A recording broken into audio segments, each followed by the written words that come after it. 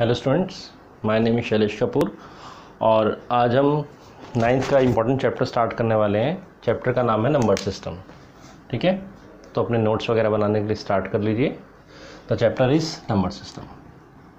Maths का chapter number 1, this is number system. Number system में हम नंबर्स को डील करते हैं। Natural numbers, whole number, integers, rational numbers, ये सब तो आपने स्टडी ही किए हैं ऑलरेडी। इरेशनल नंबर का कंसेप्ट हम और इसमें इंट्रोड्यूस कर रहे हैं। तो अगर हम ब्रॉडली नंबर सिस्टम में डिवाइड करना चाहें तो नंबर्स में हम नंबर्स को ब्रॉडली रैशनल नंबर्स और इरेशनल नंबर्स में डिवाइड कर सकते हैं। नोट कर लीजिए, one is rational numbers and another is irrational numbers. तो जितने भी नंबर्स आप एनकाउंटर करते हैं मैथमेटिक्स में, you can divide them broadly into rational numbers and irrational numbers.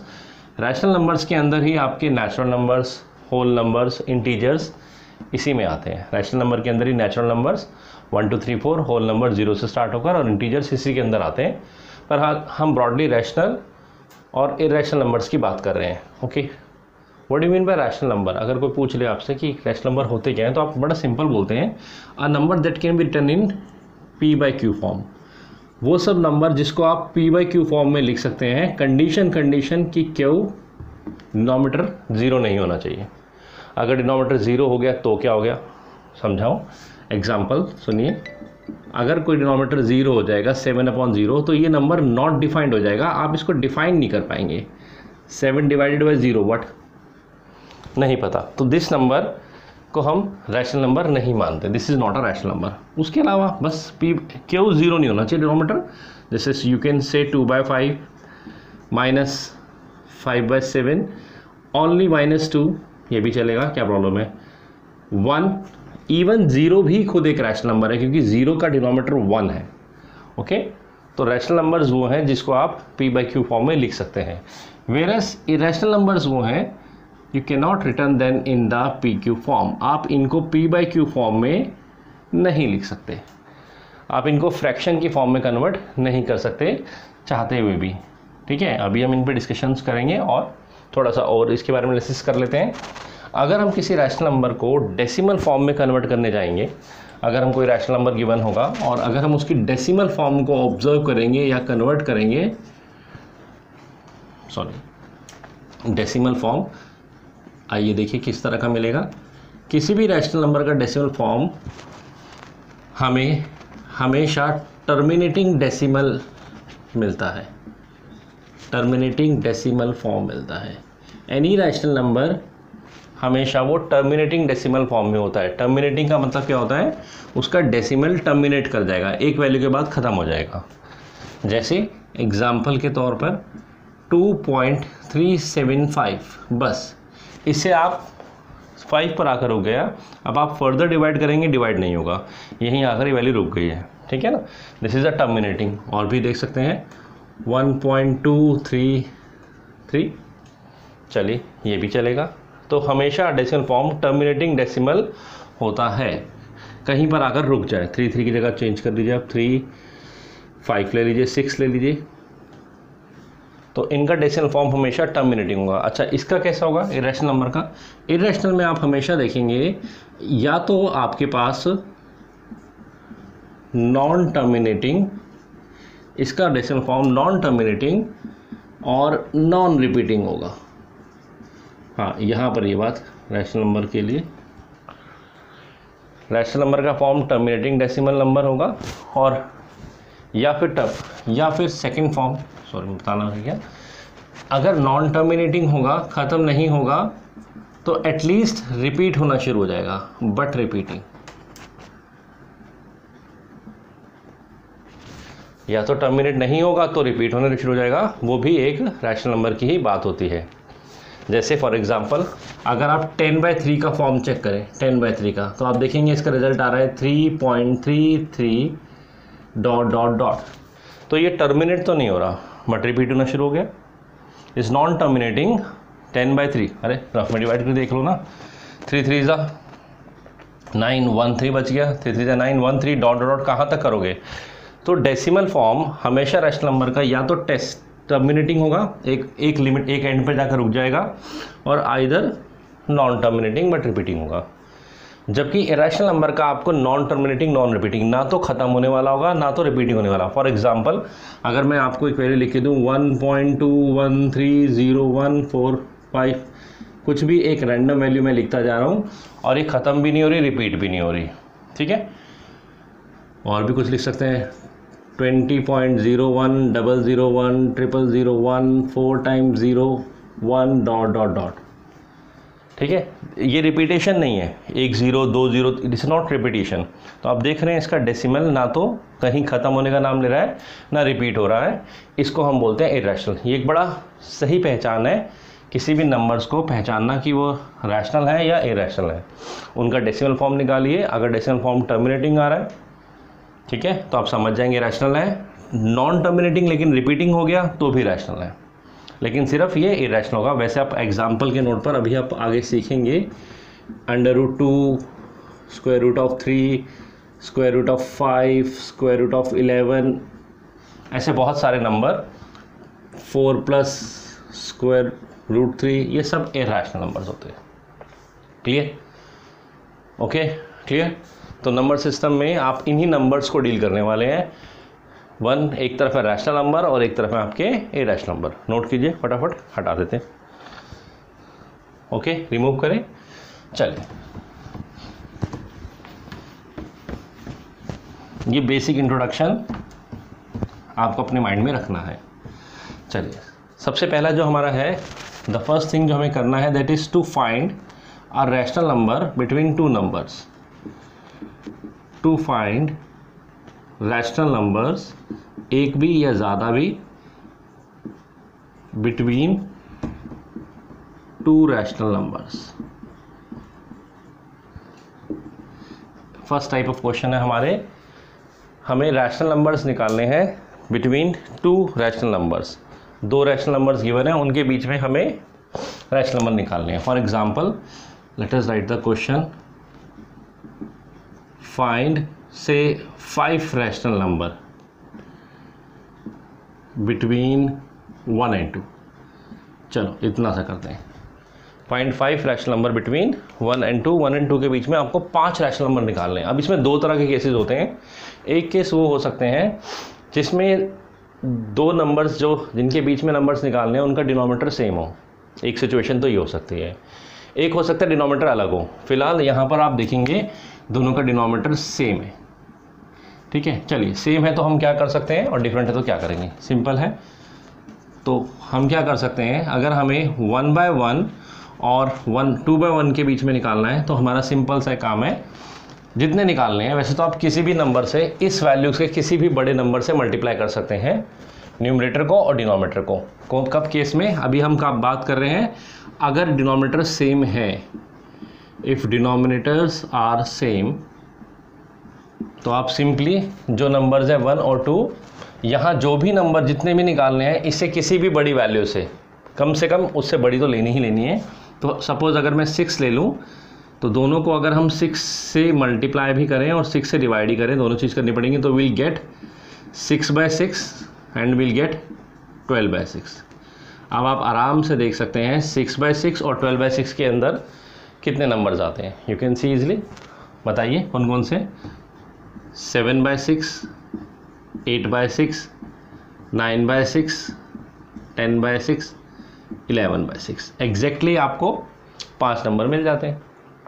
Suppose 5 की जगह 50 कह देता, 50 नंबर्स, तो आपके पास बड़े ऑप्शन हैं। आप यहाँ 0 जोड़ दीजिए, आ गए 50। ओके, तो एक तरह के केसेस वो होते हैं जब आपको डिनोमिनेटर सेम होते हैं। आइए, अगर डिनोमिनेटर डिफरेंट हो तो क्या करेंगे, लेट्स से अभी इसी क्वेश्चन में हम चेंज करते हैं और डिनोमिनेटर्स को डिफरेंट कर देते हैं। सपोज़ नोट कर लीजिए, सपोज़ अगर डिनोमिनेटर हमने डिफरेंट कर दिए, छोटा सा एग्जांपल ले लेते हैं, से 1/2 एंड 2/3। 1/2 और 2/3 के बीच में we need to find 5 rational numbers. Denominator अब डिफरेंट है, दो ही सिचुएशन होंगी, या तो डिनोमिनेटर सेम होंगे या डिनोमिनेटर डिफरेंट होंगे। Let us see. तो आप अब क्या करो इस क्वेश्चन को, if denominators are different, let me write this is the case if denominators are different. अभी हम रैशनल नंबर्स के बीच में नंबर्स निकालना सीख रहे हैं, फिर इरेशनल में भी करेंगे। Denominators are different. तो क्या करेंगे, सबसे पहले हम इनके डिनोमीटर को सेम करेंगे, और डिनोमीटर का सेम करने का तरीका यू नो एलसीएम मेथड। तो ठीक है, 1/2 एंड 2/3 इनका डिनोमीटर डिफरेंट है, तो डिनोमीटर सेम करने के लिए हम इनका एलसीएम लेंगे। LCM of 2 and 3 is 6। सो 1/2 हम इनको इक्विवेलेंट फ्रैक्शन में चेंज कर लेते हैं 6 के equal, and 2/3 is equal to 6। It will become 3 into 3, 2 3 6, 1 3 3, 3/6, then 3 2s 2 3s 6/6, 3/6 और 6/6 डिनोमीटर सेम हो गए। अब तो पिछला क्वेश्चन ही हो गए। ओके, अभी कितने निकालने हैं, 5 निकालने हैं। नाउ हमारी वैल्यू चेंज हो गई। नाउ हमारे रैशनल नंबर्स हैं 3/6 एंड अदर इज 6/6। अभी आपको कितने निकालने हैं, 5। डिनोमीटर सेम हो चुका है, क्या करोगे, वही करना है, 5 से किसी भी नंबर से ज़्यादा से मल्टीप्लाई कर दीजिए। 6 ले लीजिए, 7 8 whatever you want to take. Suppose हम इसको 6 से फिर मल्टीप्लाई करते हैं। ओके, सबसे पहले डिनोमीटर सेम किया और पुराना वाला मेथड ही लगा दिया। नाउ ये क्या बन जाएगा, it will become 18/36, it will become 36/36। अब बताइए बीच में क्या क्या दिख रहे हैं, 5 के बहुत सारे आ जाएंगे तो, ठीक है ना। कई बार हो सकता है डायरेक्टली भी दिख रहे हो, जैसे यहाँ पर अभी 4/6 और 5/6 दिख रहे थे, 2 दिख रहे थे, मांगे थे 5, कोई बात नहीं, मैंने मल्टीप्लाई कर दिया। अभी कितने हैं, 19/36, 20/36, पूरी चेन आ गई, 19/36, 20/36 डॉट डॉट डॉट 35/36। क्या सभी रैशनल नंबर हैं, बिल्कुल हैं। कैसे पता लगा, पी बाई के फॉर्म में लिख सकते हैं। क्लियर। तो सबसे पहले तो हमें ये क्वेश्चन के लिए प्रिपेयर रहना चाहिए, किन्हीं दो रैशनल नंबर्स के बीच में रैशनल नंबर्स निकालना। It can be 5 rational number, 10 rational number, and 2 cases are there, denominator can be same, denominator can be different. जब भी ऐसा होगा तो हम इसको कर सकते हैं। अगर डिनोमीटर सेम हुआ तो स्ट्रेट अवे मल्टीप्लाई कर दीजिए, अगर डिनोमीटर डिफरेंट हुआ तो एलसीएम लेकर उसको सॉल्व करके we can do this. Okay, चलिए आगे चलते हैं। आई थिंक ये क्लियर हो गया आपको।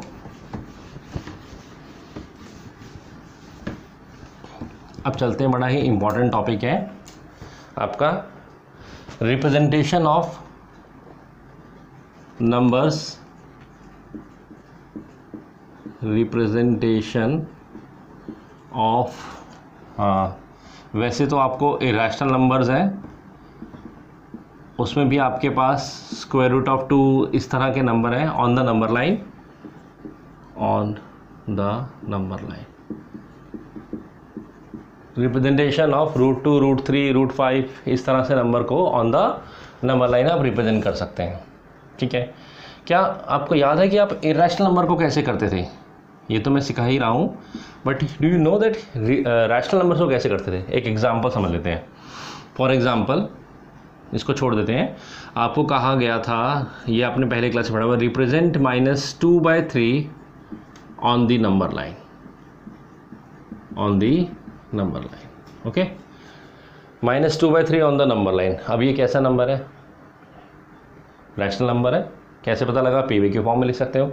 दूसरा और चेक करना, डेसिमल फॉर्म बना लो इसका। अगर आप 2/3 का डेसिमल फॉर्म बनाओगे, 2 को ऐसे लिखोगे, 3 को ऐसे लिखोगे, तो आप देखोगे 0.66 डॉट डॉट डॉट आ रहा होगा। ओके, आएगा ना।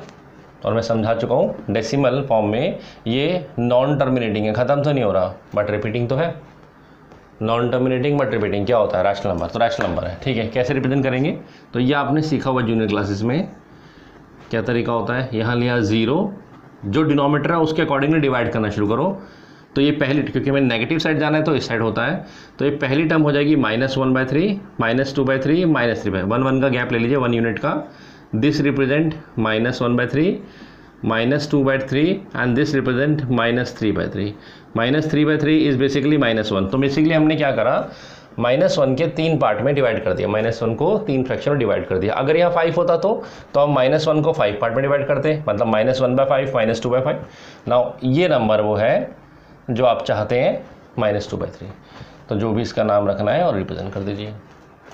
ठीक है, ये तो हमें आता ही है। लेकिन अगर हमें इरेशनल नंबर्स को रिप्रेजेंट करना होगा तो हम कैसे करेंगे। तो मैं आपको कुछ एग्जांपल देके समझाता हूँ। सपोज सबसे पहले हमें यही कहा गया, और ये बहुत इंपॉर्टेंट है, आप सब ज़्यादातर एग्जाम में पूछा ही जाता है, represent √2 on the number line. √2 is an irrational number. अभी हम आगे फर्दर पढ़ते जाएंगे तो हम समझ जाएंगे। जब आप इसका डेसिमल फॉर्म निकालेंगे तो आप देखेंगे इसका decimal form non terminating non repeating आएगा। क्या आएगा? Non terminating non. इसको आप PY फॉर्म में भी ले सकते हैं, ठीक है। तो this is an irrational number. कैसे बनाएंगे? चल अच्छा, इसके लिए एक लॉजिक समझिए। क्या है लॉजिक? लॉजिक ये है, देखिए अगर ये राइट एंगल ट्रायंगल है, ध्यान से समझिए, से अगर एक राइट एंगल ट्रायंगल हम बना लें और इस राइट एंगल ट्रायंगल में अगर बेस का वैल्यू 1 है और इसका वैल्यू भी 1 है, 1 यूनिट, कुछ भी मान सकते हैं, तो AC जो कि हाइपोटेन्यूज होगा उसका वैल्यू क्या होगा? तो we know that Pythagoras theorem से हाइपोटेन्यूज यानी कि h² is equal to p² plus b²। So h is equal to √ p² plus b², we all know that. So इस हिसाब से AC विल बिकम √1 का स्क्वायर प्लस 1 का square, that is 1 + 1 2। Hypotenuse is √2। तो √2 हमारे scale में तो नहीं होता, हमारे पास कुछ मेजरिंग इंस्ट्रूमेंट नहीं होता जो हमें √2 बता दे, लेकिन √2 पे ये लॉजिक काम कर रहा है। मतलब अगर हम नंबर लाइन पर कुछ ऐसा कर पाएँ क्या कि बेस भी 1 हो और परपेंडिकुलर भी 1 हो, तो हाइपोटेन्यूज ऑटोमेटिकली कितना आ जाएगा? √2। ये 1 यूनिट हो सकता है, ये भी 1 यूनिट होगा, तो हाइपोटेन्यूज कितना आ जाएगा? √2। आपके पास कोई इंस्ट्रूमेंट नहीं है जो आपको √2 मेजर करके बताए, लेकिन अगर आप नंबर लाइन पे ये वाला गेम खेल गए, कौन सा गेम? ये 1 और ये 1, तो हो जाएगा। चलो तो बड़ा सिंपल है, आओ करें। याद रखना क्या बताया मैंने आपको। तो देखिए सपोज √2 बनाने के लिए आपने नंबर लाइन लिया, स्टार्टिंग के लिए पॉइंट हो गया 0, यहाँ से आप 1 यूनिट गए, 1 यूनिट गए, मैं 1 सेंटीमीटर नहीं कह रहा हूँ, आप डिसाइड कर लीजिए। सपोज आपने डिसाइड किया कि हमें 3 सेंटीमीटर को 1 यूनिट लेना है, पर जाना 1 यूनिट ही है, ओके। 1 यूनिट गए, तो अभी आपको मैंने क्या बताया कि आप एक ऐसा ट्रायंगल बनाओ जिस पर ये भी 1 हो, ये भी 1 हो, तो ऑटोमेटिकली ये कितना हो जाएगा? √2, ठीक है। तो यहाँ पर आपको क्या करना है? 90 डिग्री बनाना है, 90 डिग्री, ठीक है। 90 डिग्री कैसे बनाएंगे आपको पता है, आप D से बना लीजिए या आप कंपास को यूज़ कीजिए। तो से दिस इज़ 90 डिग्री आपने बना लिया। अब लॉजिकली मैंने क्या बोला आपको, ये भी 1, ये भी कितना 1, तो ये कितना आ जाएगा? √2। तो आपको क्या करना है, अगर ये 1 यूनिट लिया है तो यहाँ भी आप 1 यूनिट कट करेंगे, यहाँ से लेकर यहाँ तक कितना है? 1 यूनिट। अगर ये 1 यूनिट है तो यहाँ पर भी आप 1 यूनिट का कट लगाइए, this is also 1, this is also 1। अगर ये 1 है, यहाँ आप ज्वाइन करेंगे, नाउ उसी ट्रायंगल के हिसाब से this is 1 unit, this is 1 unit, तो automatically this will be √2, this will be √2। So OA is √2। ज़्यादा सोचने की जरूरत नहीं है, ये वाली लेंथ कितनी होगी? √2। लेकिन अभी हमने इसको नंबर लाइन पे मार्क का किया, जैसे ये नंबर लाइन पे 0 मार्क है, ये 1 है, तो सिंपल अपनी कंपास को 0 पे रखिए, यहाँ तक ओपन कीजिए। अब ये जो आपकी कंपास है, जितनी आपने ओपन किया है, ये √2 को रिप्रेजेंट करिए। तो 0 से √2 पर रखते हुए 0 पे कंपास रखते हैं, √2 पे ऐसे, और यहाँ से इसको नंबर लाइन पे मार्क करना है। कंपास यहाँ रखिए और यहाँ आँख लगाते चले गए, ये यहाँ आकर हिट करेगी, ठीक है। यहाँ कंपास रखिए ऐसे, और ये ऐसे ऐसे ऐसे से यहाँ टच करा, ये पॉइंट या यहाँ से लेकर यहाँ तक का डिस्टेंस, ये दिस रिप्रेजेंट √2। गेटिंग?